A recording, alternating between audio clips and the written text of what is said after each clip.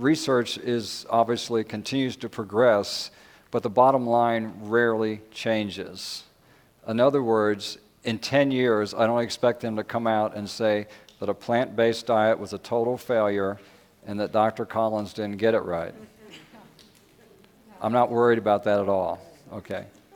Now, they will come out and they will tell you that now in this study of cancer and epigenetics that we realized that certain foods can actually turn on or turn off a gene, and we know which gene we're turning on and off, but broccoli is still broccoli that turns it on or off. So it doesn't matter how fancy we get or spend another $1 million, we're still at the same category.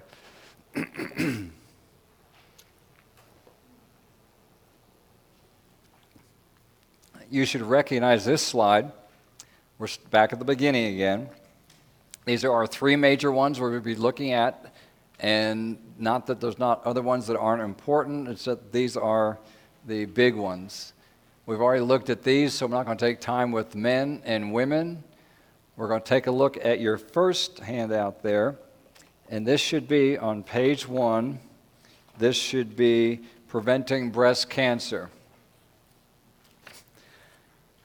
Number 1 is probably one of the hotter debated topics right now, but the research is actually winning, meaning that alcohol, even light drinking, increases your risk of breast cancer. So you say, well, I drink my wine so I can sleep. I'll say, well, that's okay, there's other ways to sleep. Or I drink my wine to relax, or my doctor said if I would drink 1 glass of wine, it'll help out my coronary arteries.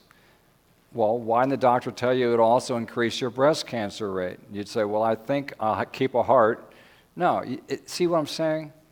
If you have to combat one thing, or if one thing is good, if something is good for you, it'll be good for every part of you. That's why, when you go on medications, they say if you take this, it'll give you this disease, but don't worry about it. We'll give you another pill to take care of that one. And that one will cause nausea, so we'll give you fenugreek. And fenugreek causes stomach upset, so we'll give you omeprazole. And then after we give you omeprazole, you're now absorbing your protein well. Where's the end, folks? And I go through, and the person's on 12 medications, and most of them, at least half of them, are to take care of a side effect of the other one. Whatever happened to broccoli? Alcohol intake, even light drinking, increases, or let me say it differently, suppresses the immune system and increases your risk of this particular cancer, breast cancer. Here's a chart, and when we look at multivariate and relative risk, what this means, we've taken a whole group of studies, not just one study. There may be 20 or 30 studies in here. What's the conclusion from 20 or 30 studies? That gives it more weight. Here's what they found out. Across the bottom, total alcohol intake in grams. Well, most of us don't think in grams of alcohol. 1 ounce of alcohol would be about 30 grams. 1 ounce. Okay? So let's look at the 30 point. If I'm taking 1 ounce of alcohol, the red line represents the risk, okay? If the risk was below this line here of 1, then alcohol would be beneficial to you. If the risk is above the 1 line here, this white line here, then I've got a problem in my hands. So 1 drink, 1/10 of a drink, I don't know, you want to get it down to drops? There is no amount of alcohol that improves breast cancer reduction. Every amount of alcohol increases your risk of getting breast cancer. You say, well, I only have 1 drink. Well, okay. That means you've got about a 1.2%. If you go up to 2 drinks, you've got about 1.5 times. To me, it's not worth the risk. And if you're only going to drink, well, that's not a pretty good promotion, but if you're only going to drink 30 grams, what are you drinking that anyway? You probably wouldn't even know you did it. So all you get is all negative side effect. Preventing breast cancer. We're back to Healthy fats. I'm sorry. Don't want to skip everything. Exercise. Vigorous exercise must work up to a sweat 5 times a week to be beneficial. Now, vigorous for some people can mean walking up the road by the church here. Vigorous for other people, you may have to walk 4 miles an hour or even break into a jog. You know what's vigorous for you. But vigorous means I improve circulation, I improve my immune system, I improve blood flow. And the reason I said work up a sweat, because usually the time when you break a sweat, you're working harder. Now in July around here, you can sit still, right? No, I still want you to exercise. Hormones in general, birth control hormones, the longer they're used, the longer they're taken. I realize this group here probably isn't worrying about this. The longer you use them, the more likely you are to increase your risk of having breast cancer. Hormone replacement. That was overstated when it first came out. Many ladies went off hormone replacement because they didn't want to get breast cancer, which was, I'm glad for them. But we found out after the research over the years that it wasn't as bad as what they initially said. But I'm still thankful that most ladies haven't gone back and say, well, because they came. And I'll put up with hot flashes. I don't want breast cancer. And so you just said, thanks, doc, but no thanks.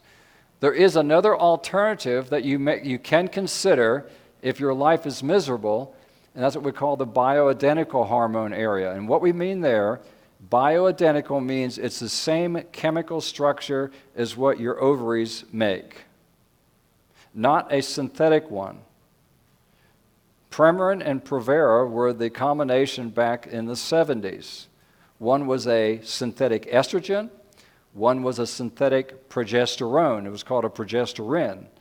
Most ladies threw the Provera out the window and kept the Premarin because the Premarin took care of their hot flashes, and this other one that was a worse synthetic caused them all kinds of problems. They go, well, I'll throw that one away. The problem was they actually made their condition worse. Because in the human, in the lady, the way it works is progesterone is the hormone that compensates for the negative part of estrogen. Estrogen tends to promote growth. Progesterone comes along and normalizes growth. So if you do consider any kind of hormone replacement for whatever reason, always take both of them, because we want to take it as original, as the way you were made in the beginning to deal with and prevent your case or a possibility of having breast cancer. Weight, fat distribution, not always created equal. Ladies who tend to carry their weight high, they call that an apple shape, have much higher rate of breast cancer. Ladies who carry their weight low have a lot less rate of breast cancer. Why? Well, ladies who carry it high have what we call visceral fat. I don't have it up here. Visceral fat meaning around internal organs, and that causes more problem. Ladies that carry it lower have more on the outside. That's called subcutaneous fat. And then fat to muscle ratio. That's what I'd rather you get more concerned about than your weight on a scale or whatever you're looking at here. Some of you belong to gyms. Some of you are familiar with percent body fat. That is a better criteria than numbers on a scale, your BMI, etc., etc. Percent body fat means how much fat versus how much muscle. A healthy lady should be between 16 to 22% body fat. You go, wow, 22%? Yeah. Gentlemen, you need to be somewhere between 10 to 16%. And gentlemen, yes, ladies have more fat, and that's why they look better than we do, okay? That is normal. That is healthy. So if you have a weight goal, throw it out the window and have a percent body fat goal, and you'll be much healthier. And you'll be so on. Because some of you ladies carry a lot more muscle. So you go by a chart and you go, man, I haven't weighed that since. You answer the whole question. Melatonin and sleep. Well, melatonin is a hormone that the body puts out that does a variety of things. We usually think of it as quality of sleep. Comes out when the light goes off, the sun goes down, the eyes, the pineal gland both produce melatonin, and it has a sedative effect, calms you down, you go to sleep, you sleep great. That's the sleep effect. The other side of melatonin is right here. Suppresses cancer growth.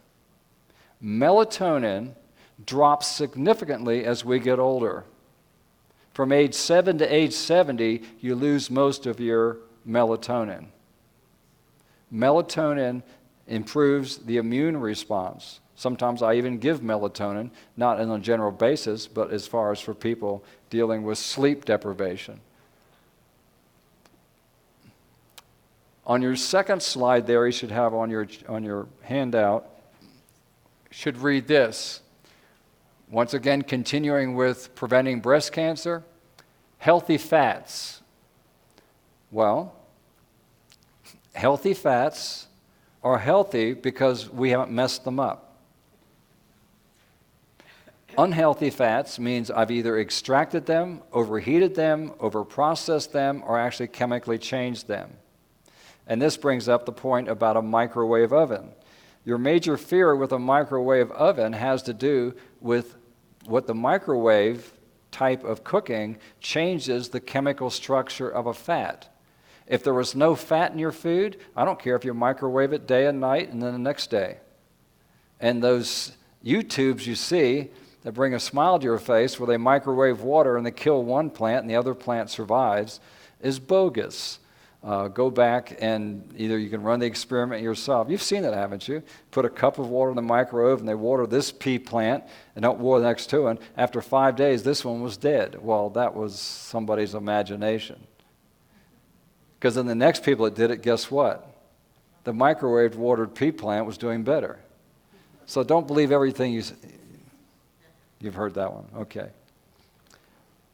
The microwave is not ionizing radiation. It's not X-ray, it's not gamma ray, it's not what you get. Unfortunately, it's what you carry around in your pocket. That's your microwave towers that we have that we emit.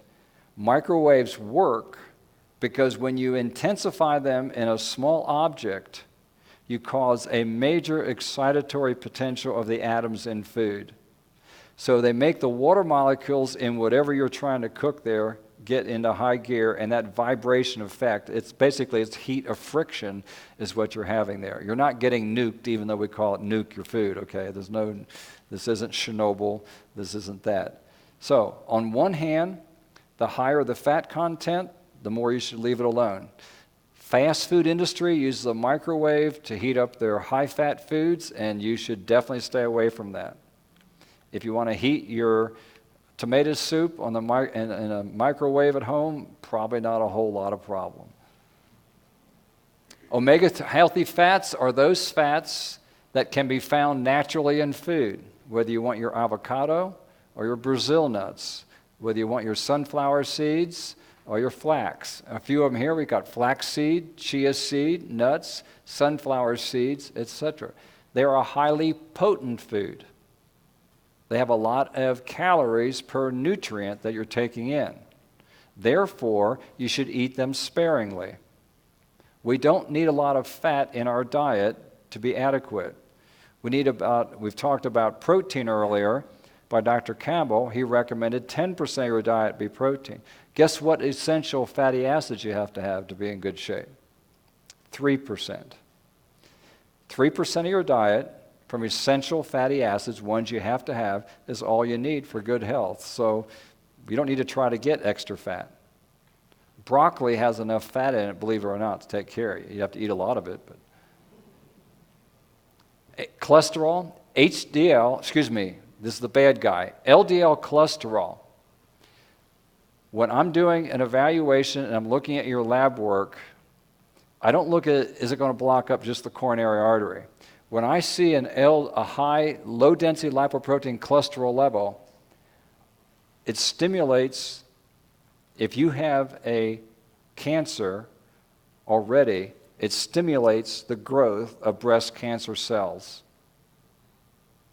Now you can say, why? Well, first of all, LDL cholesterol is a sterol. It's like a hormone. And that's why it can have a negative effect on a cancer cell and stimulates the breast cancer cells. Soy foods have gotten a really bad reputation. When I showed you those cancer studies, you always notice that Japan was at the bottom of the scale. Thailand, Japan. I wish they were still there. But in those days, they were the poster child because they ate high soy and had the least amount of breast cancer. Now that's not true.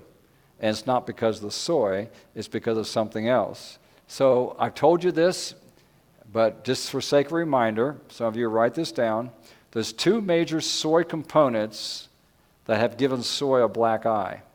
One is soy protein isolate. So what have we done?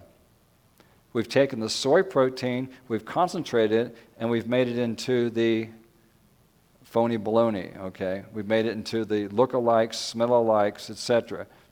And then we've panned that off on people, telling them how healthy this is. They even have the nerve to call it a smart food. You know, smart this, smart that. Soy protein isolate and soy protein concentrate. That is your two words that if it's on the label, best to leave it alone. But if you want to go to the store and buy a bag of what we call green soybeans, entomames in the shell, and steam them and enjoy popping them out in your mouth or whatever, you're eating a whole food. Awesome choice. If you want soy milk, please enjoy it. Tofu, technically, yes, is a refined food. You've gotten rid of some of the carbohydrate when you make when you make the tofu. Still not a concentrated protein like I'm telling you about. But when you go to the store and buy the hot dogs or something just because they're vegan, I'm not sure you're making a better decision. And with the price tag, it's probably not worth it anyway.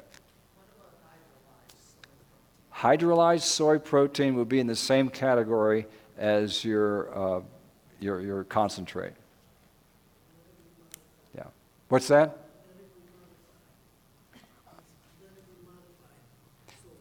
That's a whole nother area.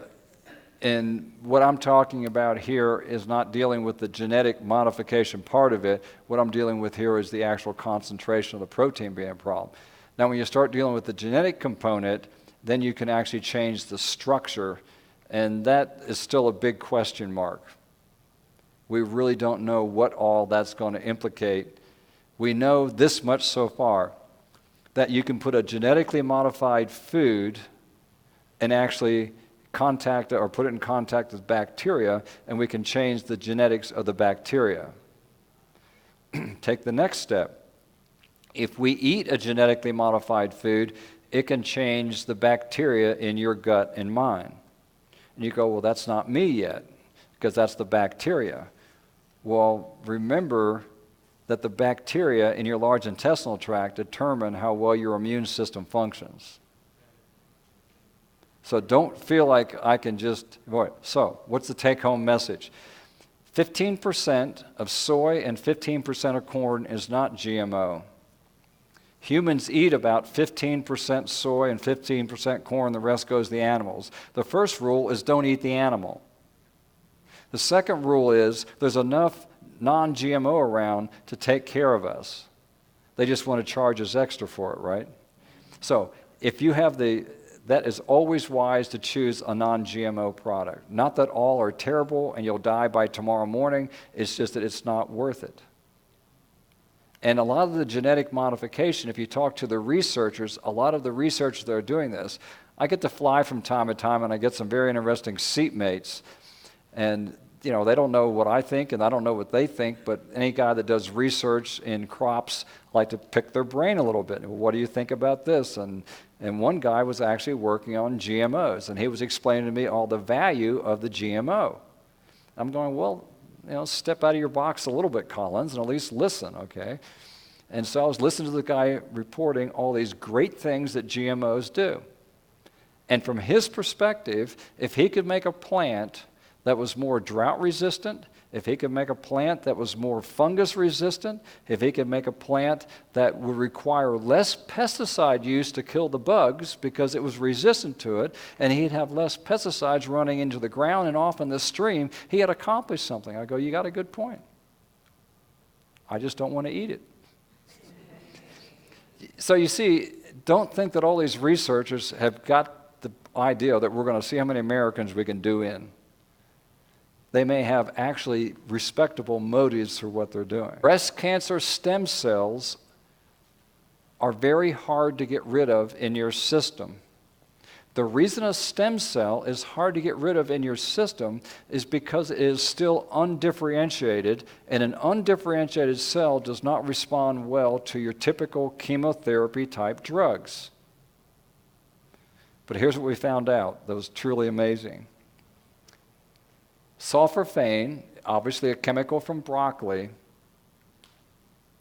can deal with the cancer stem cells.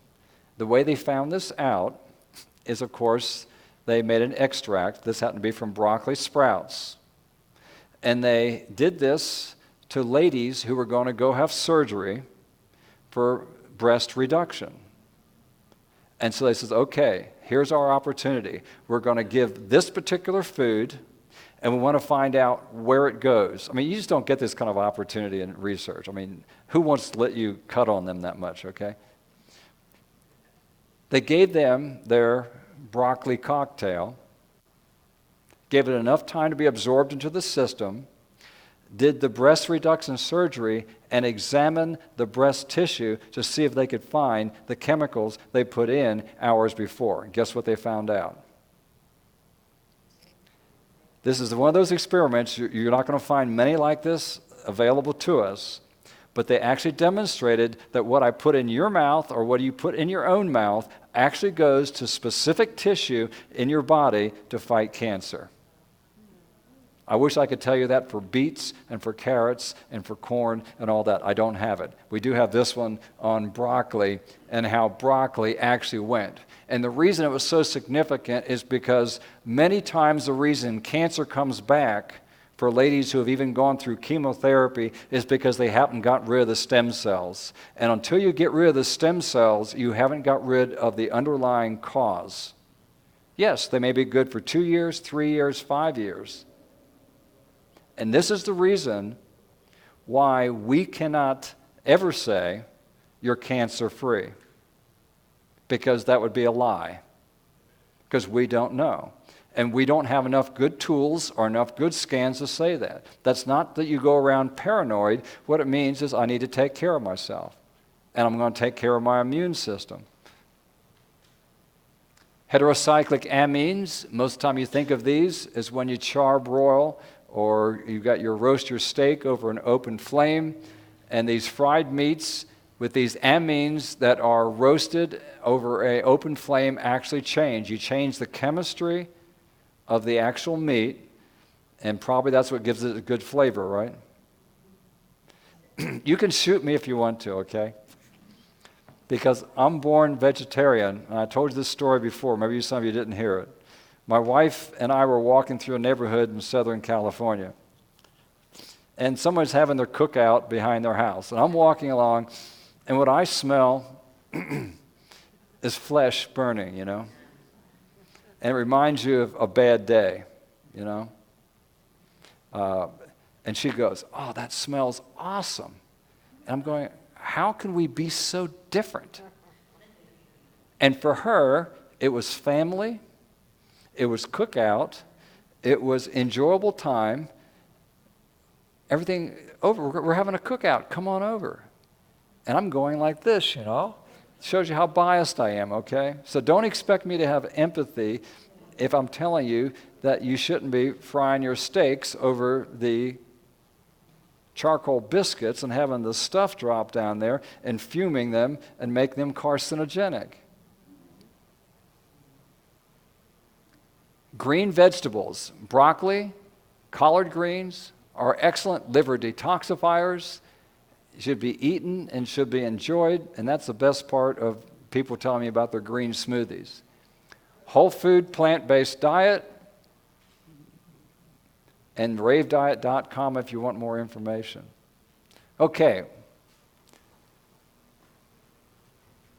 So what can you do to prevent breast cancer? Number one, maintain ideal weight. And I probably should change my slide, shouldn't I? I probably should say maintain ideal percent body fat or correct body composition. I'm not trying to give you a number for yourself. Yes, sir. How do we determine that ratio? I mean, who do you go to for that? You can do it a few ways. The simplest way is we use a skin-fold caliper. So we call it the pinch test. And for males, we measure chest, abdomen, and thigh. For females, we measure tricep, suprailiac crest, and thigh. How to think about that one. It's been a while since I've done percent body fat. Or you can buy yourself this little handy little meter. It's called an impedance test, and they run electricity through one arm and out the other. You don't feel this, by the way.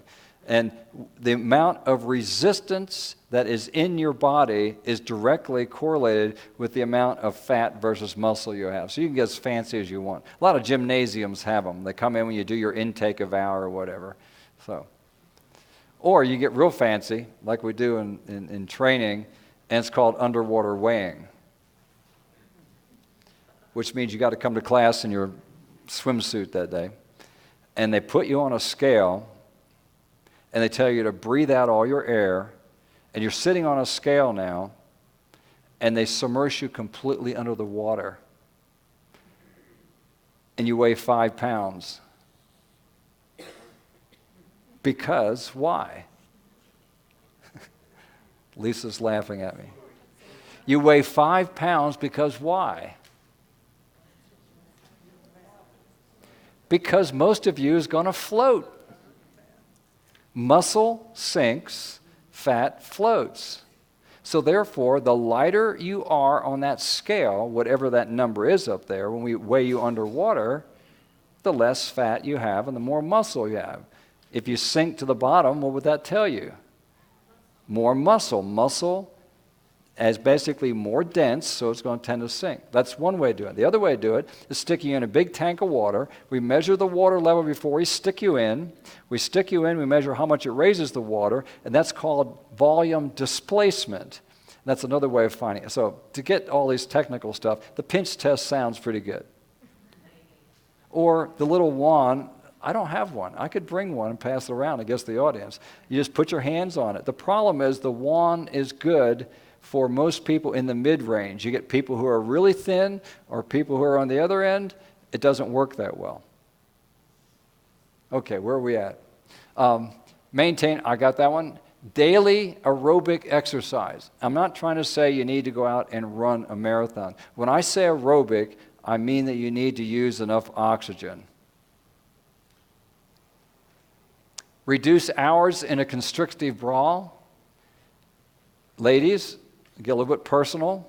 If you go home in the evening and get undressed and you've got marks on your chest wall where you've been wearing your restrictive garment, it's too restrictive. And if you like to be well supported, I don't blame you. I'm not a woman. But at the same time, at the gymnasium, you may not want yourself going in every direction. Understand that. But I see ladies that tend to wear their sport bras all day long because they feel better in them, but it is not healthy. It compresses the lymphatic flow that's normal in your breast tissue. The breast lymphatic flow doesn't have a heart to pump stuff around. It is strictly due to gravity. It depends on gravity to flow. So what am I seeing? Ladies that are choosing to do thermograms, when I get the reports back, it is a temperature evaluation. Obviously, the hotter the temperature, the more blood flow. The more blood flow in an area, the more possibility that I've got an active tissue there. Unfortunately, cancer sometimes. But what I'm seeing is reports coming back to me. Lymphatic congestion. Lymphatic congestion. That's what I'm seeing on the reports. You may consider checking yourself out. Manage and decrease stress. Well, that's obvious. We can be here for the rest of the day, can't we? Get adequate rest. We talked about that. And sleep.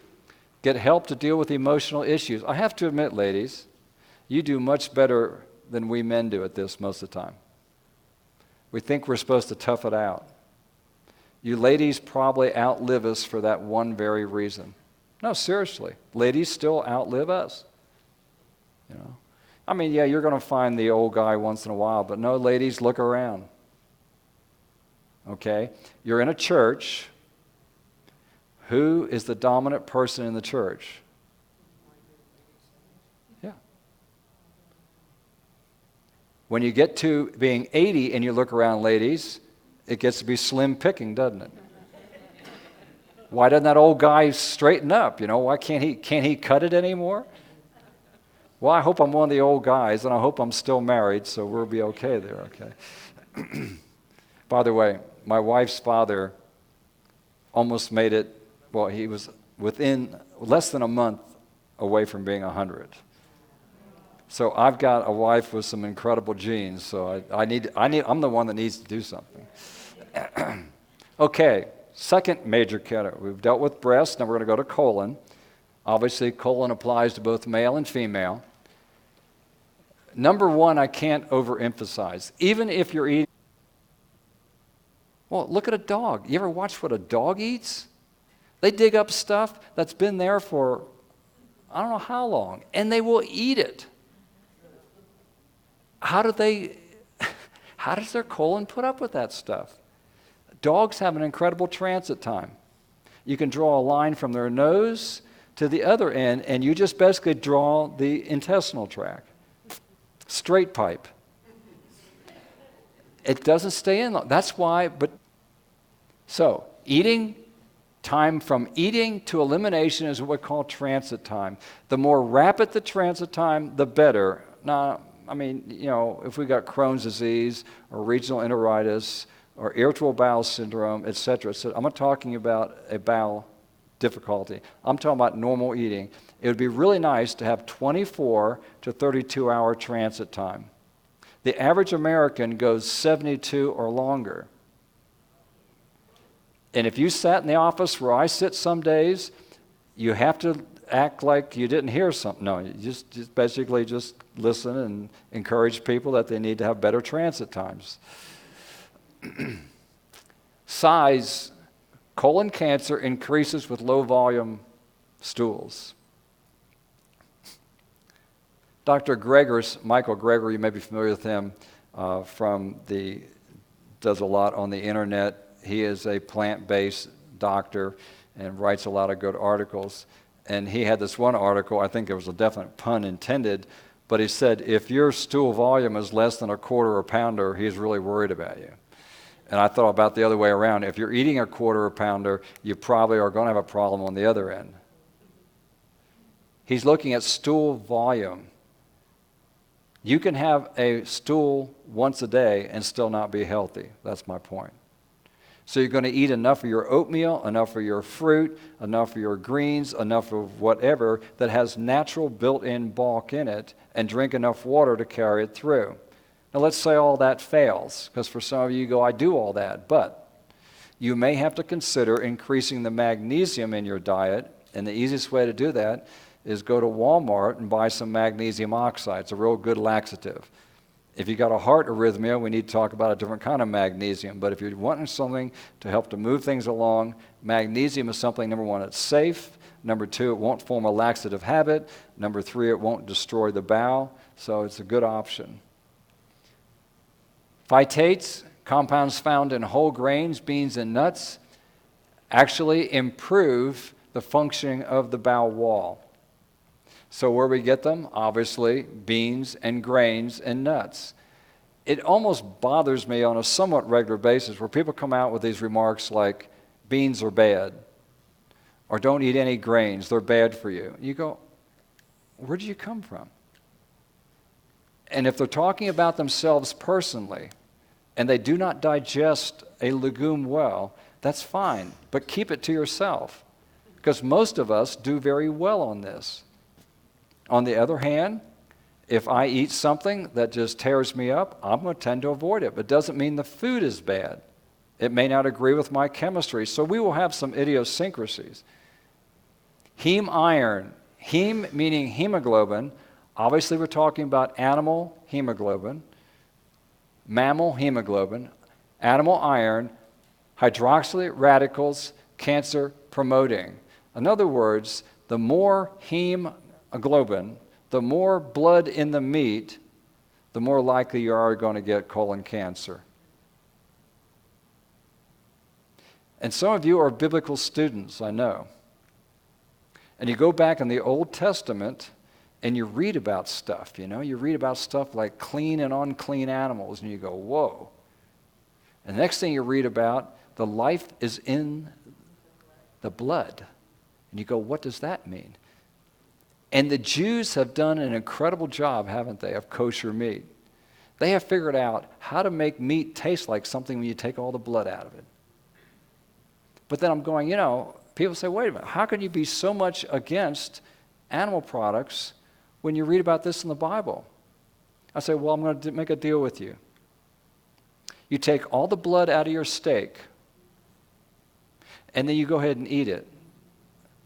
And you will come back and say, you know what? I think that mashed potatoes and broccoli was pretty awesome. No, I mean, remember, God gave certain interventions. People went through the flood. They came off the ark. God allowed certain things, but he had certain requirements for that. And when you go through the requirements, you go, this is not fun. Let me be really basic. The flavor of meat is not in the meat. The flavor of meat is in the blood. When you take all the blood away, you get a completely different response. I don't think we'd have us worrying about running out for my next quarter pounder. Anybody recognize that? I hope so. If I've ever been accused of recommending snake oil, this is going to be it. Turmeric, for the price tag, for the availability, for the anti-inflammatory effect, and how much inflammation that causes how much inflammation it prevents throughout the body, this is a bargain. You can cook with it, you can use it raw, you can use it powdered, and you're right, most time I sell it in capsules because people don't get enough in any other way. Because it's hard to cook with enough turmeric to get a therapeutic benefit. And if you want to change your blood flow, whether it's to your brain, and you read an article about how turmeric prevents Alzheimer's, they're not kidding. If you read again of how it prevents stroke, it sounds like, wow. If you read again and say it helps out your coronary arteries, and by the way, my left knee feels better. I mean, you start reading this stuff and you go, man, well, what should that tell you? If you've got a common problem, and I take care of the common problem, shouldn't I get rid of a whole host of things? So that's why you read an article, inflammation is the big enemy. Not really. It's what you ate to make the body inflamed is the real big enemy. Colon cancer.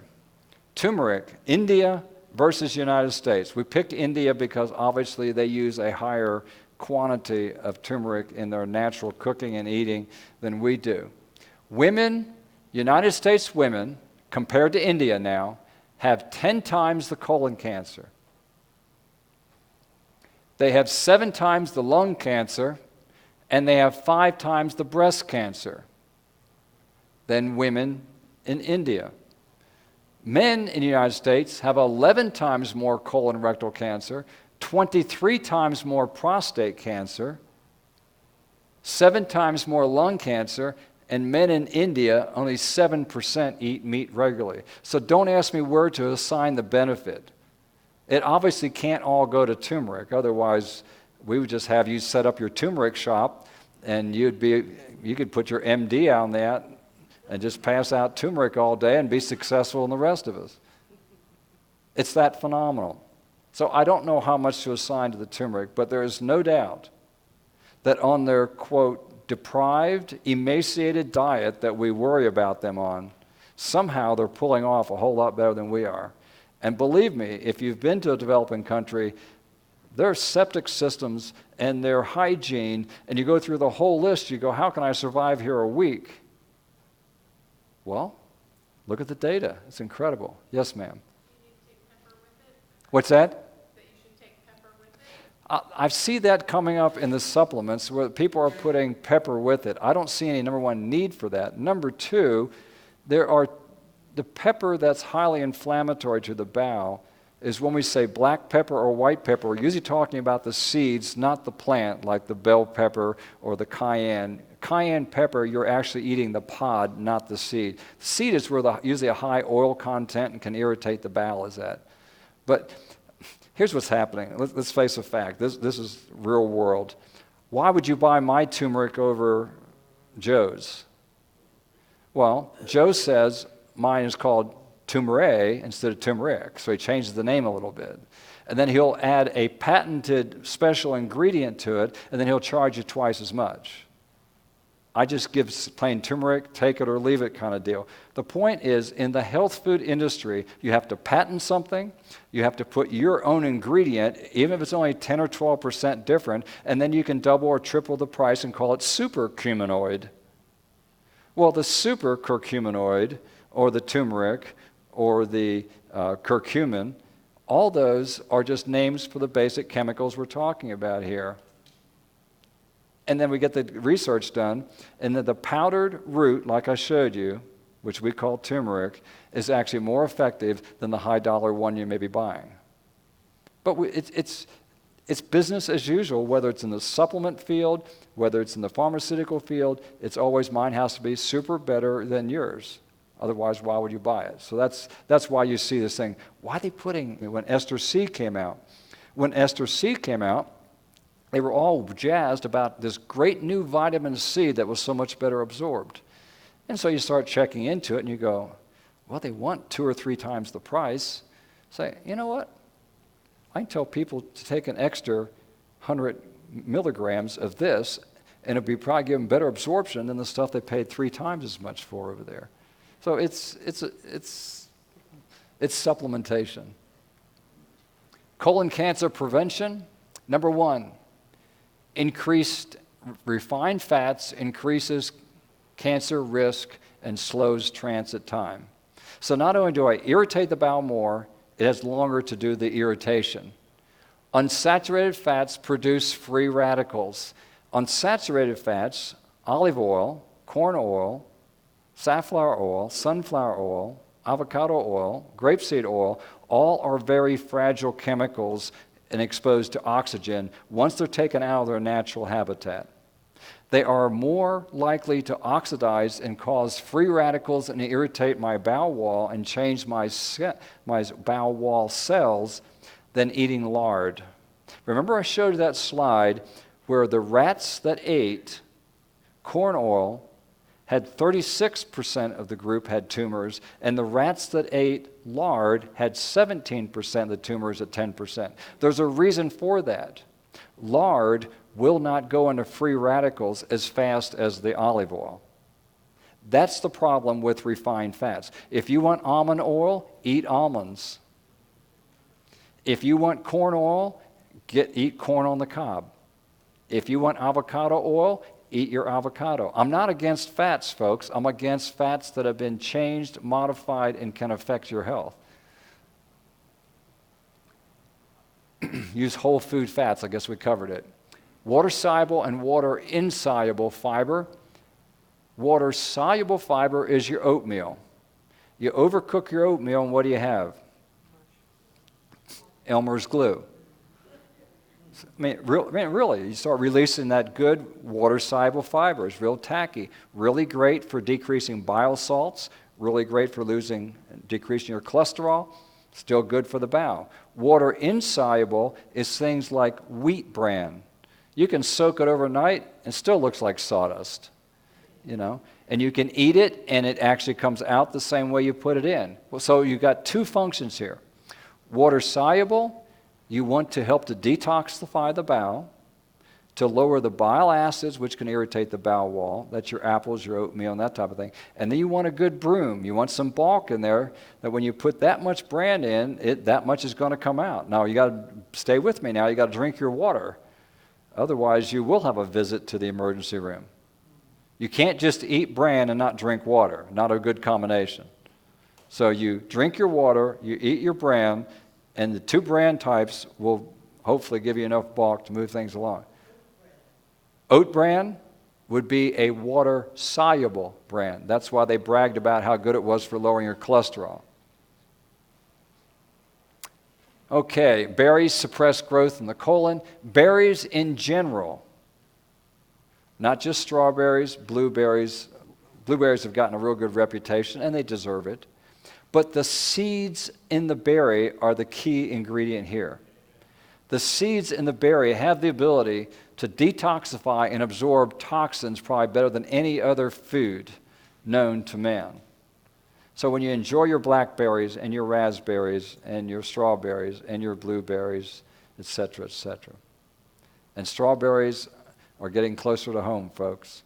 By the end of this month, you should be able to get awesome berries, local berries here. And if you live further south than we do, you may have already had them. So what do we do? Colon cancer. Plant-based diet is going to do a few things for you. It is automatically going to improve transit time. Because why?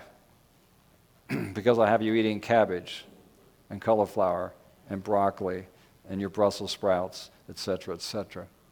There is no heme iron. I don't have to worry about causing inflammation or irritating the bowel wall. No blood. It's high in fiber automatically. Healthy bowel bacteria. You know what your bacteria really love? They love fiber. In fact, you may not love it as much as they do, because what you don't absorb further up, they take care of it on the other end. And that's why beans are gassy, because there's certain types of fiber you can't break down well that the bacteria have a party. Okay? At the same time, that is not a disease, in case you want to know. Flatulence is not a diagnosis, it's a comment. So if you see it in your chart, don't worry about it. Lowers cholesterol.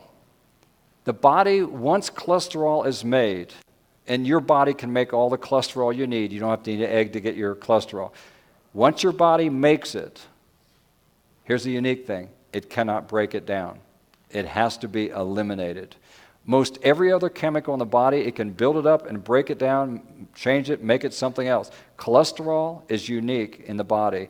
The only one way to get rid of it once it is built is it's got to go out through your bile, out through your liver, your bile ducts, your gallbladder, eliminate it out, and then you got to be eating your oatmeal for breakfast, okay? Or your apple to keep a doctor away. You need your water-soluble pectin or your water-soluble fiber to bind with your cholesterol and get rid of it. It's low in fat automatically. There is no high-fat, natural plant-based food. An avocado, how high in fat is that? Pretty good, but not bad. The only exception, if you ate nothing but nuts and seeds, then I don't recommend that program. Helps weight control.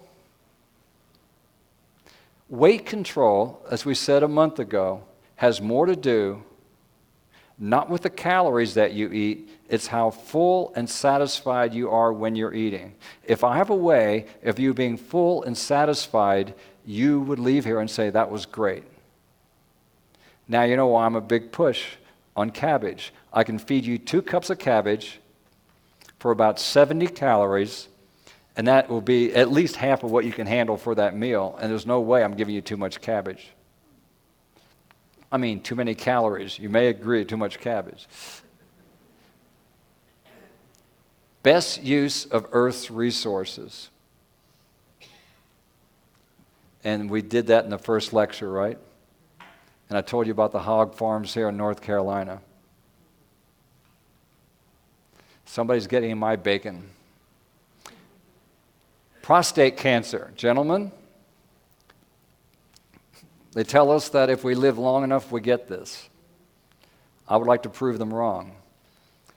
Males aged 90 or over, they tell us that 90% of those males have abnormal cancer cells in the prostate. Most of the time, I do not worry about prostate cancer in males unless they're in their 50s.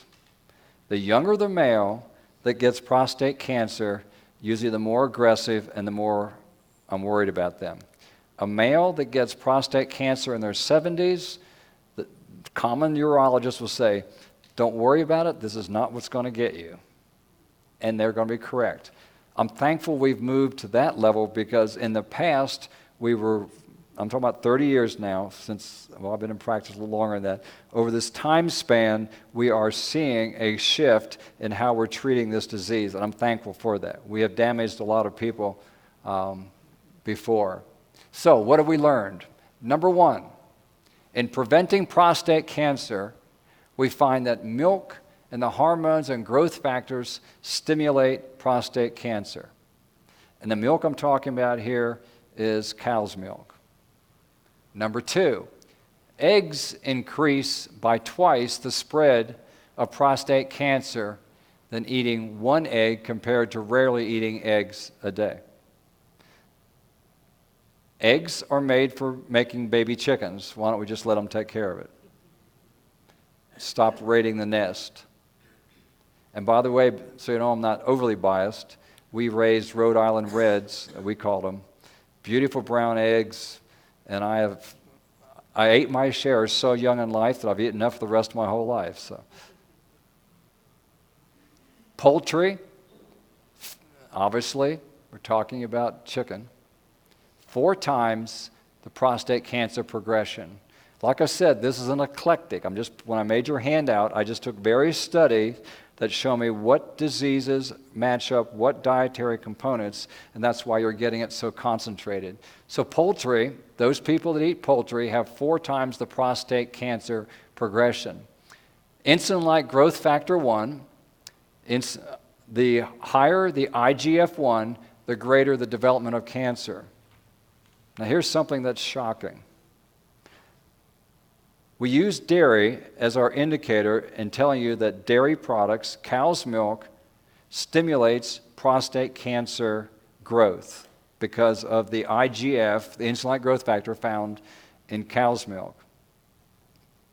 We also have found that the insulin-like growth factor from the concentrated soy that I told you, the soy protein isolate, the soy protein concentrate, is twice the effect on cancer growth as cow's milk. I want to put this in proper perspective. This is why soy has gotten a black eye, and you'll read how soy is so terrible, and soy has done this, and soy has done that. What I want them to say is I did my research not on soybeans, I did my research on this isolated powerful compound over here. They're not lying about their research. They're just not telling the whole truth. They want you to think that soy is bad. And I've read stuff that, man, I think if you had eaten soy, you might as well just go to the mortuary. Just plan for it. I mean, you go, give me a break. See, because I'm the soy baby in my family. Can you believe it? That's what they called me. My older brother grew up on cow's milk. By the time I came along, don't ask me why, my folks were on soy milk. My older brother, my younger brother don't have any tonsils. I'm the only kid in the family that still has his tonsils left. I was getting ripped off. They got ice cream to eat and came home from the hospital trying to recover. The point I'm trying to make, I'm the healthiest kid in my family. And if soy was so bad, I should have breast and be dead by now, right? You read these stories going around, you go, oh my. And I'm just tired of it because they're not telling the truth. At the same time, I'm not trying to whitewash soy because these concentrated soy products are what they've done their research on. Just tell the people. We're not talking about beans here, folks. Prostate cancer. Animal protein, obviously, has the IGF factor. It stimulates the production, whether the muscle proteins, whether it's egg whites, or whether it's milk. People go, oh, but egg whites are good for you. You better talk to your prostate. And if you don't have one, talk to someone who does. Lacto-ovo vegetarians do not significantly reduce IGF levels. Let me read that again. Lacto-ovo, milk and egg vegetarians do not significantly reduce the IGF levels. Do you remember that original chart that I showed you? Lacto-ovo vegetarians, 34% cancer rate. Vegan vegetarians, 3 to 4% cancer rate. This is the reason. Animal protein is the problem here. Lacto, milk, animal protein. Eggs, animal protein. Think how powerful an egg is. How would you like to make something this big around that's got a whole chicken in it? That's a pretty powerful food. I know. You could eat a nut from an oak tree and you ate the whole tree too. I'm fair with the correlation. I'm just trying to make a point here. Don't blow my theory, okay? There is everything that's needed, nutritionally wise, inside that egg to make that whole chicken. Vegan vegetarians reduce this cancer-promoting hormone, and fats, the greater the quantity of any fat, it's going to be the problem. So, you know why God put nuts inside of shells. And if you ever tried to get the nut meats from a hickory nut, you're glad that they weren't all put in shells like that. Otherwise, we'd eat a whole lot less nuts. Prostate cancer, plant-based diet. Flaxseed. Flaxseed contains lignans, if you eat the seed now, not flaxseed oil, which reduce prostate cancer. Recommended dose is 3 tablespoons of the ground up flaxseed per day. Dr. Dean Ornish is known for his cardiovascular work. This man actually confirmed what Nathan Pritikin was doing, one of the first ones that started actually documenting regression of coronary artery disease. Dean Ornish did PET scans on people after they'd been on his program for a year to basically demonstrate that he showed a regression of plaque. The coronary arteries were opening up. That's where this man got his reputation. Fast forward, he was doing research and saying, will my diet, if I can reverse and turn around coronary artery disease, can I help the prostates of these men that I'm dealing with? Here's what he did. Dean Ornish, whole food, plant-based diet, reduced the PSA levels. He says, I think I'm onto something. Because if I can reduce the prostate-specific antigen, this hormone that's being put out by the prostate cells, then there must be less cells putting this out. So he goes on.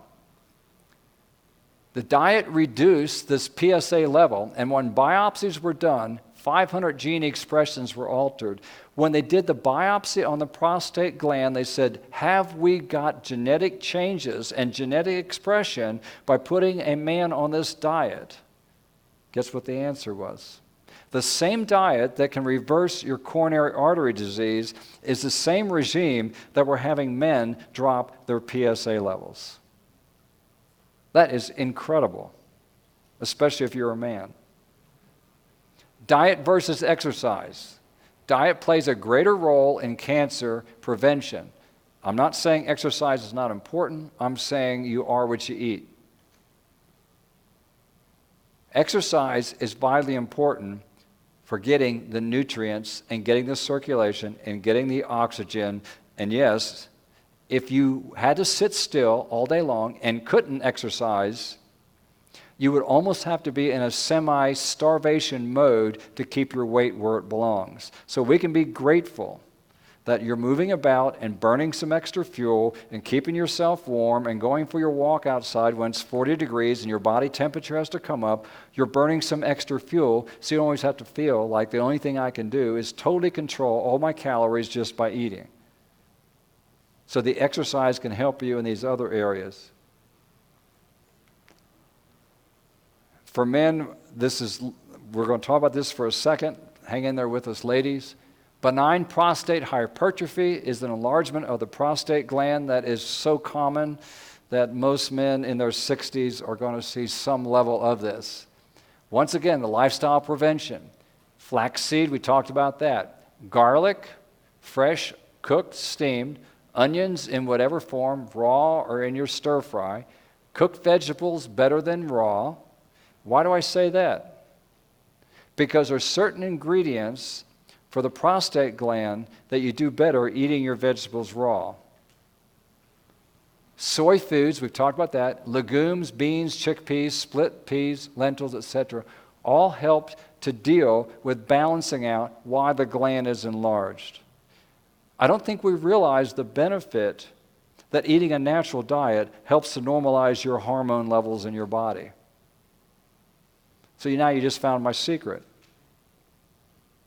If you want to take care of your teenage kids, you feed them cabbage. Now, I haven't proved it'll lower their testosterone level, but I will tell you this. A lot of foods that we feed our kids overstimulate them, both hormonally and in many other ways. So if you wonder why a vegetarian kid doesn't grow as fast physically as another kid, don't worry about them. Because they will catch up and they will be just fine.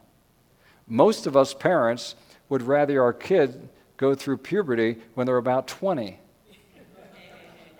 Hopefully by then they'll be out on their own, right?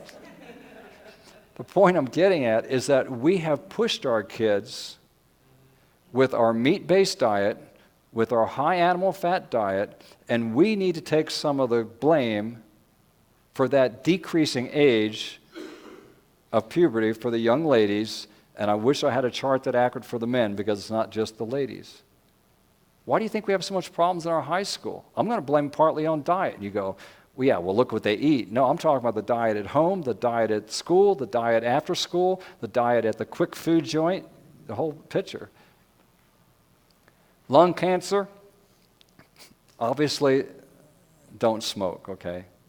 And if you have, take extra vitamin E and vitamin C.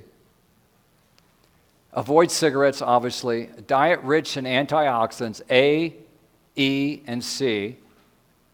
Your turmeric is a carcinogen blocking effect. Please take that. Your dark green leafy vegetables like kale and others. And obviously, we don't have to worry about it too much anymore. If you're breathing asbestos or getting asbestosis or silicosis, very few of us now work in those kind of environments. Being as a mechanic, putting my way through college, they still had good asbestos in the brakes, and we wouldn't think anything about blowing your nose by the end of the day, and you wonder if you got the whole brake line. Not really. I mean, we did this stuff. But what I have found out is that if you're a non-smoker, how your lungs can take care of us and clean it out, significant. A lot of the lawsuits you see nowadays, it's smoking and this. It's not by itself. And so the take-home message is, don't smoke. And now they take it out of your brakes anyway, so you can change your own brakes and be okay. I tell you what I'm going to do. I'm going to go ahead and open up for questions because this is a little bit of a repeat of what we already have done. We have a microphone, so any of you that would like to ask a question, I'll do my best to answer. And my vocal cords are still working. Selma. Oh, okay. Let's see, I just asked, my son has had prostate cancer. And what I'm going to question is, now that they've removed it surgically and all of that and everything, in order to help him to be better, he should then try a different diet, leave out the eggs and the milk and things like that he grew up eating, right? Is that correct? Would that? I'm going to have to get closer to you. Oh, I'm sorry. Hold a little bit away. Oh, yeah. It's my ears, it's not you. Oh. Go ahead. I thought I talked loud. No, my son has had prostate cancer. Okay. And they removed, and he, has trouble with the removal and all of that. But tell me, changing his diet, would that make a difference for him from now on? He's 69. Okay. So he got it in his 50s. Like I said, the younger Yes. the man that gets prostate cancer, usually the more aggressive the cell type and tumor is. It also means that his immune system was more suppressed to be able to handle that. So we got two things against us. But what I was speaking of here, yes, that would have helped him greatly. But we don't know. Changing his diet now would still be helpful if he has a PSA level. If his PSA level is 0, then he doesn't have any prostate tissue He also doesn't have any metastatic tissue somewhere else in the body. PSA stands for prostate, PSA, that stands for Prostate-specific antigen. It's a chemical from the prostate gland, and that would tell you if any tissue in the body. Unfortunately, you can have metastatic disease. It can go to somewhere else. You can remove the whole prostate gland and have it somewhere else, and that's what I'll be concerned about. But if his PSA is 0, then changing his diet will help him in every other way, but it won't make an impact here. I was told that sexual activity in a man will cause problems with the prostate. Is that true? No, what now? Sexual activity? No, probably the opposite. I mean, when you study to why a man has a prostate gland, you'll find that it probably is more beneficial to the man to be more active. At the same time, I'm not trying to put down the monks or anybody else that say they're automatically going to have a higher incidence. So. I had 2 questions. One was on cooking your vegetables, and you addressed that. Okay. Vitamin B12. I looked in all my books that I get from Home Health Studies Institute, and I come up with 0 sources besides liver. Okay. Let's take just a few moments. First of all, liver doesn't have B12. It had to get it from somewhere. B12 is only made by bacteria, period. So if a cow's got B12, it's because it got it from a bacteria. Ate the grass too close to a cow pie or something, okay? B12 is produced by bacteria in your intestine and mine. Problem is, the absorption place for B12 in the human is in the distal ileum, the lower part of the small intestine. If I'm producing it in the large intestine, that's on its way out, so I've got really we can speculate some communication, but minimal. So, first goal, it always comes from bacteria. If you find B12 in an animal, it's due to bacteria contamination. So I always love these people that tell me that I need to drink my cow's milk. Because I milk cows, and some of you've heard my story, and that is where cow's milk gets B12, it's called fecal contamination. So save yourself the trouble, go to the barnyard with your teaspoon, and take care of it. That's how gross it is that they expect me to eat this stuff. Now, let's talk human physiology. Do vegetarians have more B12 deficiency than meat eaters? No. I find more B12 deficiency in meat eaters than I do in my vegetarians. So it's not vegetarian versus meat eater here at all. And that's what it's usually come out. You go to the doctor, oh, you're a vegan. Oh, you must have a B12. You must take a B12 supplement. Why, doc? Well, you're a vegan. Well, will you please check my blood? It might come out better than yours. So it's an absorption issue. The lower the protein you eat in your diet, the less B12 you require. Some of you take incredible amounts of B12. Sublingual, 1,000 micrograms. Do you know how much you need for a vegan on an adequate but okay protein diet? Between 1.5 to 2 per day. And you just took in 1,000. You just took in 2.5 years worth. In one day under your tongue. Aren't you glad you can't absorb it all? So the B12 story is this. There's no doubt we have to have B12. No way, no problem. Where does the B12 come from that humans get if they're less deficient than the meat eater, if it's from meat or vegetables? I make a proposal for you.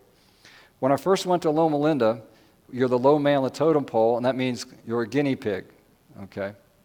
And so the upper class gets to use you for their experiments. Well, the experiment that I was part in is a B12 experiment. Of course, I had a new bride, and this experiment, I'll let you use your imagination a little bit, but we had to collect our body fluids and eliminations, okay? Is that appropriate? That wasn't the worst part. We only could deliver them to the laboratory every few days.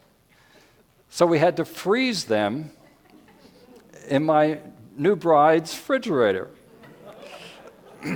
She's still putting up with me. Can you believe that? So I was in a B12 experiment. So I know firsthand how to do the research, or the research was done. I know how the subjects had to go through with it. And at the end, here I'm a vegan, and they obviously didn't find anything wrong with me, and I had enough B12 going in, enough B12 coming out, and we're just fine. And the only time I give B12 supplements is if I have a bona fide lab test to document what. And in the last probably 3 or 4 years, the only B12 deficiency I have found, or the majority of them, have been in meat eaters, not in vegans. So, cow's milk will have a trace of B12 in it from bacterial contamination. That's where it comes from. So hopefully, that's a long about answer about your B12, but if you're at all concerned, please get your blood level done. If you're running between 500-600 area, you're great. By the way, 2 to about 900 is the range. But I see vegetarians now that run 3,000. I'm going, man, how are you sleeping? Oh, not too good. I go, well, no wonder. I said, you're too wound up. You know, this stuff is a very highly stimulating product. We learned that in college. If you're having a tired day, just take a whole bunch of B12. It's a metabolic stimulant. That's not the goal for B12. And then a lot of people got B12 shots. They go, well, I go to the doctor, it gives me a shot. I feel great. Must be good stuff. Well, if you put caffeine in that shot, it probably would have done this. See, you don't take food to overstimulate you. You take food to have good energy and feel good for the whole day. So anyway, a long answer. Hopefully that got it. My father passed from Alzheimer's, and in my mind, Alzheimer's connected with B12, whether it's fact or hearsay. So that was my concern and my question. Oh, for sure. If I was you, make it really simple. Go get your B12 checked, see where you stand, get that one out of the way, you're in good shape, then follow the 3 basics. You got to treat your brain like you treat your dog. You got to walk it, you got to water it, and you got to rest it. Take care of your dog as good as you do your brain, and that takes care of the rule of common dominoes for all. Look, the people who don't get Alzheimer's are who? They're the walkers. They're the walkers.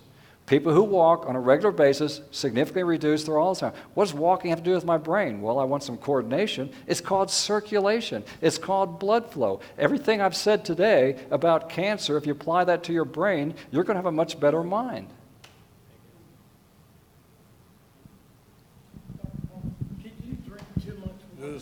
Can you drink too much water?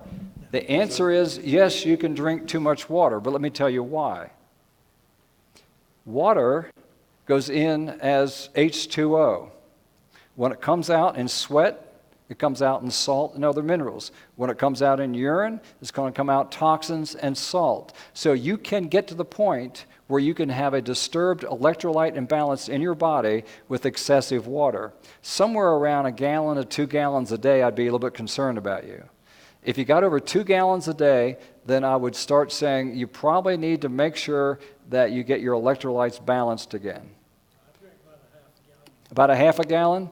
You are so far in the safe zone, I don't have to worry about you. In fact, on a hot day, I'd recommend you may actually be in the dehydrated zone. Remember, the more you sweat and the more you run through the kidneys, some of you like to eat more salt. If you want to eat more salt, you may need to if you're flushing it out that much. I think I'll go to 2 gallons of water a day so I can have a little salt. Someone else. What? My 70 grams are not too much of water. 60 ounces. Yeah, that is just fine.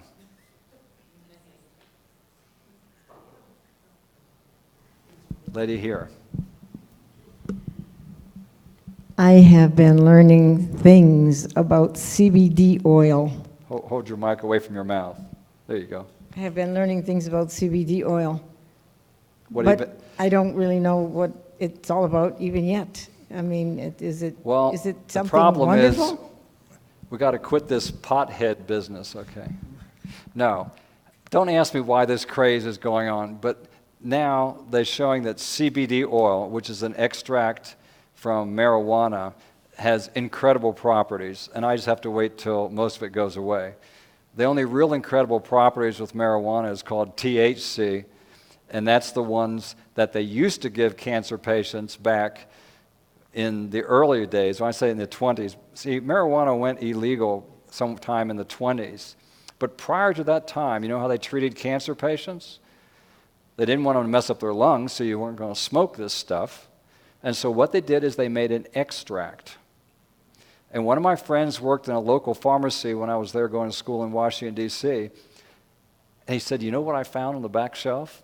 He said, I found this jar, and it's got this dark green fluid in it. And so I asked the pharmacist. The guy says, that's marijuana. Of course, you know what he wanted to do with it. He wanted to borrow it permanently. But that is what they gave to cancer patients. If you want to help out a cancer patient with their pain level, with their appetite level, and to help them not be in so much pain, that would be a good alternative. This CBD oil is legal in probably all states now because the THC content is extremely minimal, although you can flunk a drug test. I had one of my patients who had to write a note because he flunked his drug test taking CBD oil, and I believed him. I didn't think he was out smoking around the corner or anything. But that's also how sensitive the testing is. So the other side of the coin is CBD oil right now is way overrated. It is way out of place, and I have to wait till the dust settles because I don't see repeat business. I see someone talk to me, say, well, I tried it. Well, when a person says they tried it and they're not keeping it up, I just say, well, there's my evidence. And so I talk to the next person that tries it, and they go, no big deal. I have not found anyone that's come to my office yet and said, this is the greatest stuff, I've used it for a whole year, and I don't want to ever run out of it. I haven't heard anyone say that yet. So it's the new craze. I'll wait till it goes away. I'm not recommending you smoke pot, but what I am recommending is that there are things that are worse than marijuana for treating cancer patients, especially in their terminal situation. And I'd have less problem using that than some of the opioids and the other thing that we're using now. So I'm not really hung up on it. I'm not trying to advocate legalization and all that stuff. But the point is that this CBD craze is, well, you heard why I called it. I think it'll level out. If anyone does get benefit, no, keep it up. I don't expect there's going to see major benefit from it, though, except if you buy stocks in it or something. Which is going crazy, too, if you... So, are you saying that it's better if it does contain the THC? I am telling you that if you want an effect to help people, you want the real stuff. Go to Colorado. Yeah. Yeah. I better not record this session. For a number of years, I've heard that if your body is more alkaline, you're less likely to get cancer. So is that one of the benefits of the diet that you recommend, that your body is naturally somewhat more alkaline? Because part of that is I've heard that meat is very acidic. Good point. And yes, to answer your question, the plant-based whole food diet answers so many questions without addressing them. One is acid-alkaline balance.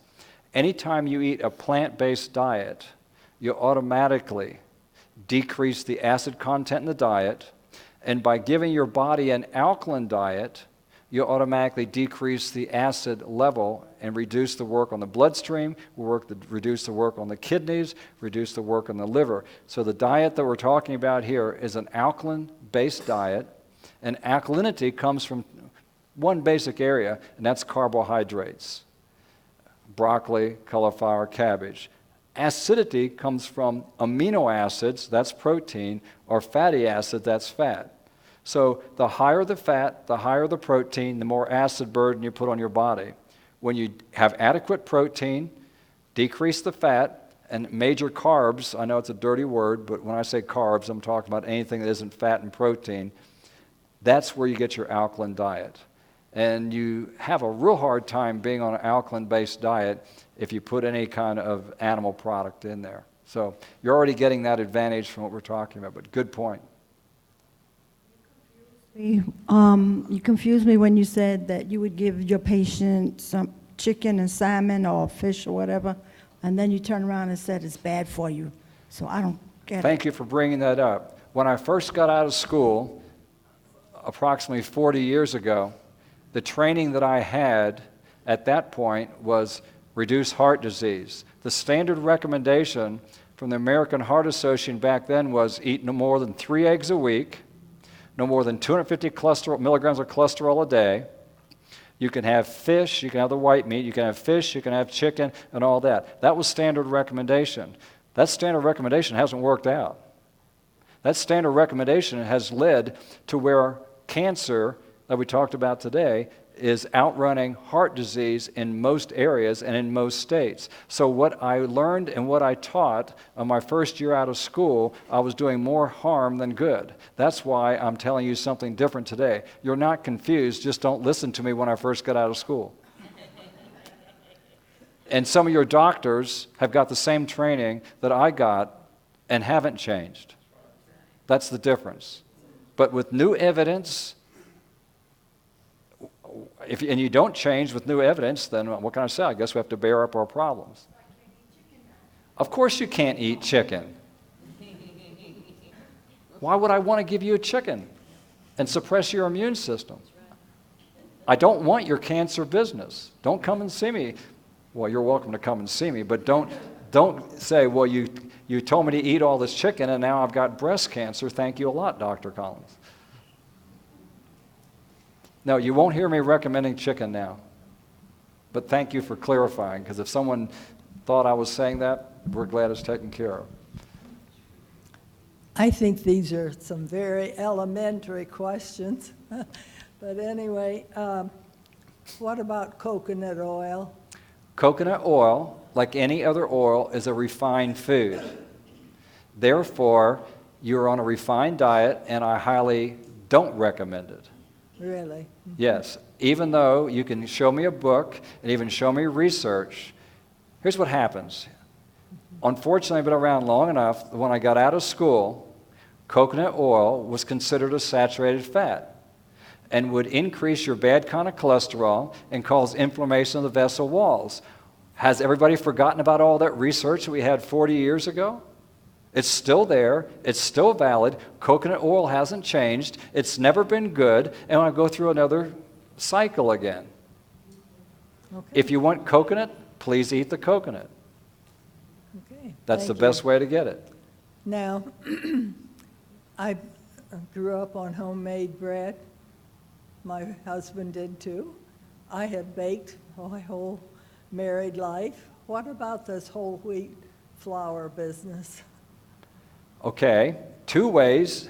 Sometimes if you buy it in a store, whole grain could have a rancid germ. That would be the worst thing that could happen to you.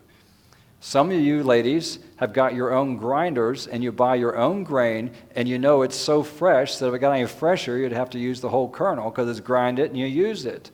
I happen to consider wheat good food. I also know that I have some patients who are gluten intolerant and can't tolerate the protein in that wheat. They should stay away from it. The rest of us should enjoy it. And so your whole wheat bread may be some of the best food you make. Okay, what about they're changing whole wheat now? There's always changes in all our grains all the time. The biggest change is the GMO that concerns me. But as far as nutrition content, grains across the board have dropped their magnesium content significantly. And that's why you see me passing out so many magnesium pills. So I can't change the Midwest. I prefer you get it organic so you can avoid some of the pesticides and insecticides, but the soil is only so good. Okay, And it's not as good as it was 50 years ago. now I have another question that I just am very ignorant about. I like to put Epsom salt in a hot bath occasionally. can I do it too much or use too much? or Okay, what? Epsom salt is magnesium sulfate. The reason we use it is we put it in hot water. The magnesium that's outside the foot that you put in there is much higher than the magnesium that's what's in the blood flow. And that's why when you have a swollen ankle or a sprained ankle, you soak it in Epsom salt because it tends to pull fluid to the area of the highest concentration. If you just put hot water on your foot, then what would you do? Well, the fluid in the body is higher in salt than the water out here, so some of the salt is going to travel. But if you want to speed that process up, you put something out here that really has a good puller, and that's why you use your magnesium sulfate, your Epsom salt. And so you use that to pull fluid out. If you did it long term, hours every day, I'd be worried about you losing too much electrolytes and that type of thing. On the other hand, I have people who are basically in kidney failure, and they're worried about dialysis and all this. And I've had them put Epsom salt in their jacuzzi and soak in there literally for hours to pull the weight off them.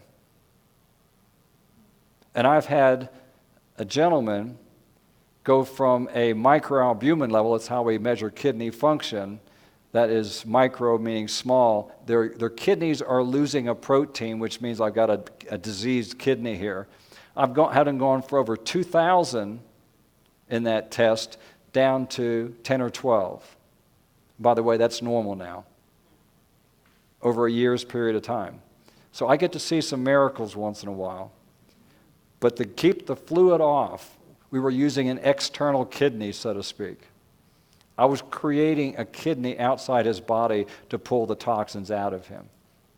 We were doing a technique that you use for dialysis, where you put the fluid in the abdominal cavity and pull it out or let it resolve on its own versus blood in and blood out. We were just doing that outside of him. So I've used Epsom salt in a variety of different ways. Can you do any harm? I don't think so. I think I helped him greatly. I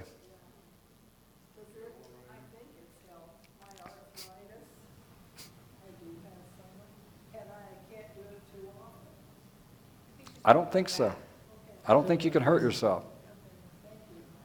Selma? You were talking about coconut oil. Tell me, what about using coconut oil?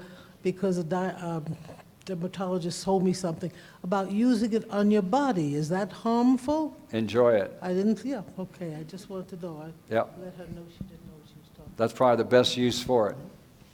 Or your surfboard when you want to go to the beach.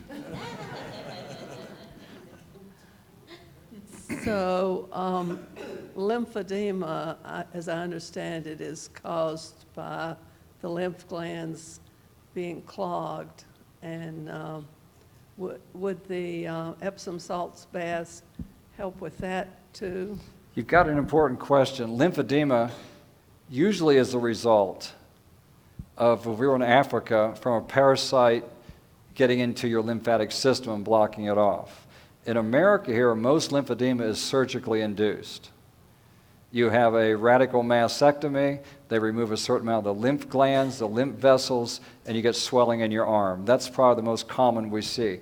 Epsom salt will help to reduce swelling anywhere. Don't ask me how long it would take to do that, but the whole goal is to try to improve the lymphatic flow. And if we have even some lymphatic vessels left, then we use everything from gravity to light massage to whatever we can to help a person do that. Some people just need to walk. Remember, your lymph system runs through your muscles and tissue, and your muscle contracts, it forces things to flow. Come home at night after your walk and put your legs up. If your husband walks in and asks you why you have your legs straight up in the air, tell him you're not dead, you just want to have good lymphatic drainage. Wait, folks. You go to massage, what do? A lymphatic massage, have you lay on your back, your feet are straight up, I start at your ankle with my hands and just have a ringing motion down there and you work to the knees, and then you can work on down. In fact, you can help someone with a painful joint just by relieving some of the pressure around the joint, which is lymphatic buildup. Anyway, I don't know how that's part of our cancer lecture, but that's good. What's that? Tai Chi helps. Movement, massage, rhythmic movement with the muscles. Yes.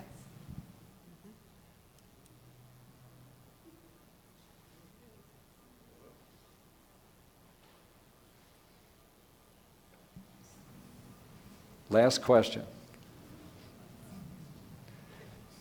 Is that going to affect any arthritis? Is gluten, Gluten as a grain, gluten as a protein can have an impact on your immune system and affect any joint. The answer is yes.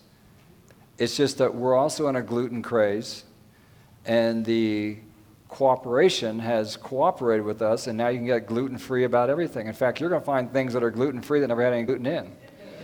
Like you can buy some gluten-free corn probably, or gluten-free avocado, and all the junk you were eating, and you got no stiffness in my hands. I'll have to stay away from this stuff. I'm reacting to it. Remember, leaky gut syndrome allows abnormal amounts of even good proteins to get exposed to your immune system and develop antibodies against it. That's what's more than likely the problem. Say that last part again, what real problem? It may be leaky gut. I don't know. That's a shot in the dark. But the point is that if you mess up your intestinal tract, you get a whole host of issues. You can obviously, I'm not against gluten for the sake of being against gluten. I'm against gluten if you can't tolerate it. I also don't mind people going off gluten, because I have people that say they feel better. Well, why should I bust their bubble? I'm glad for them. I have a lot of parents who bring their kid. Well, one family in particular. They wanted all the kids tested for gluten. They all came back totally normal. They all went off gluten. The point was, how powerful is your mind? If you believe that gluten is bad for you, guess what? No, I'm not being facetious here. I'm not calling us all a bunch of nuts. I'm trying to tell you that you don't realize how powerful your mind is. If you believe something is going to hurt you, I don't try to change that. Because to overcome that belief, I could give you all the science, all the research, talk till I was blue in the face, and it won't do any good. That's not the point. You have to decide on the best evidence you have and work through that. Gluten has become one of those areas. Now, is there gluten intolerance and celiac sprue? No doubt about it. Those people, they eat gluten, and you should see them. They're great. You take them off gluten. That's the kind of, I don't get a lot of calls, but you get calls like this. 3 days after I went off gluten, I can't believe it. I feel like things are just calm.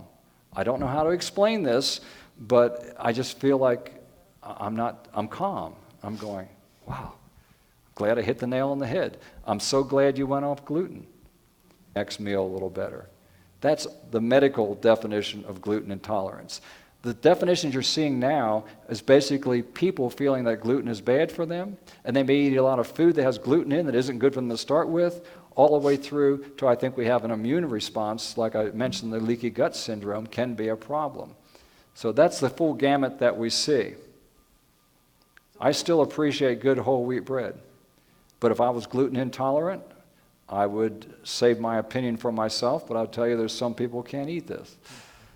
So the next question, which is the last. You only get one. I'm kidding. The leaky gut thing. I mean, how do you know if you have one? Let me tell you this. You don't have to invent trouble. How do you know if you have a gut problem with gluten? The first thing is you don't worry about it. Second thing is you don't worry about it. The third thing is you stop talking about it. And the fourth thing is eat all the bread you want. I'm being a little bit facetious here, but the psychology behind the mindset, if I think something is wrong, guess what's going to be wrong? Folks, we have enough good food out there to eat. We have enough good opportunities to eat good food. Please take advantage of it. And you're right, I'm speaking from experience because I see the people that are back so far in the corner, they're down to eating 3 different foods and not sure which one's going to hurt them next. And that's painful. Because I say, okay, you're going to have to, so you don't die on me here, you're going to have to be willing to hurt yourself. I had to come to that conclusion. Yeah, no, I'm saying your brain. Anyway, I think I've preached enough for one hour. Okay, I just want to run through a couple of things real quickly. If you didn't get this orange paper, be sure and get one. This on June the 3rd will be when we're starting the next health seminar. This is not going to be, correct me if I'm wrong, Susan. This is not going to be what we've done often in the past is videos and then demonstrations. This is going to be live. Ricky Perea is a nurse practitioner here locally that works with gastroenterology group, which is very connected with what we've been talking about. And also he very much endorses and follows the same principles that Dr. Collins has been sharing with us. And in this particular seminar, sometimes we've done seminars where it's kind of a bridge between I'm a heavy meat eater and now you want me to be vegetarian, and so we kind of do a bridge. But this seminar is going to be vegan. It's going to be limited or oil-free. There will be gluten-free options if we have someone. In fact, we already know someone's coming that's gluten-free, so that we will have gluten-free options available for them. But one thing it will not be taste-free. Believe it or not, eating this type of diet that he's talking about, wow, you would be very surprised at the flavor. This particular seminar there will be a $20 charge that will include the PowerPoint handouts, such as kind of what you got today. It will include recipes. Everybody is going to get a little cookbook. It's a small cookbook, but it's actually my favorite cookbook, to be honest with you. And of course, there'll be delicious samples. And you can see there, Dr. Collins will be coming back on July the 14th and August the 11th as well. And I can vouch for the one on August 11th because I had that issue. And I can guarantee you, for me, it has worked. Yes, ma'am? There will be demonstrations also. Demonstrations every night, that's correct. Thank you. And one other thing that's not on here, and the only reason we're charging for this one is because we're required to charge for it. It's probably the most intensive program that we've done. It's called Depression and Anxiety Recovery. And this will happen. We don't have the dates yet, but it will be following August or afterwards. This will be like an 8-week program that also has follow-up after that. And it will include lectures, group discussions, lifestyle change as far as diet and the holistic lifestyle approach. There will be samples each night provided by our health ministries crew. And also I understand at the end that there's a banquet that will be the kind of the grand finale. So just kind of, Susan, how will we get information out on that, or we haven't talked about that yet?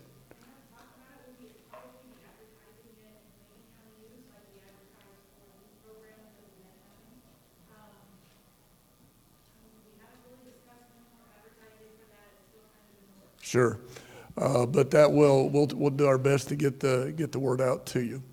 That having been said, let's close with prayer. Heavenly Father, we thank you so much for this wonderful information that we've received. We just pray, Lord, now that you will help us as we incorporate these principles into our lifestyle. Father, we know that you wish that we would prosper and be in health even as our soul prospers. And so, Father, we surrender this part of our life to you and pray, Father, that you will empower us to not only hear, but to be doers of what we have heard. Thank you for being here. In Jesus' name, amen. One more thing.